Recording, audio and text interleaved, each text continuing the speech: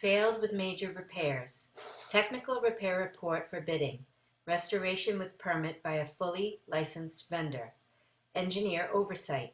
3 site visits. Certification with owner liability in lieu of a load test. Load test still may be required by the AHJ.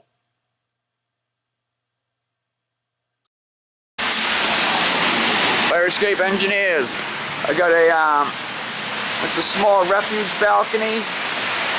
As you can see, it's a channel frame underneath the ornate cast railing system with a piece of old style grating for a floor going across those brackets on the deck. However, there's some serious rot issues with this deck. You can see underneath there, the channels are all gone. Those are going back into the building.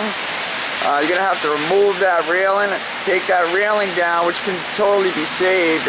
Most likely has to be because of the historic nature of it, or definitely would want to. But I would take that down and clean it up, sandblast it while it's down anyway, if you're going to take it down to repair the frame. Once that's off, you'd have to get into that frame and replace all those channels. Bend a piece of channel to make that, but I'm getting pretty soaked here, so I'm gonna have to make this quick. So again, here's all that rot on this side, so both sides of the frame are gone. The railing needs to come off and that needs to be repaired. I recommend a new piece of grating while you're at it and get that railing up top at least cleaned up and repainted. It's the Fire Escape Engineers inspection summary video, 32 Fenway. Load test still may be required by the AHJ.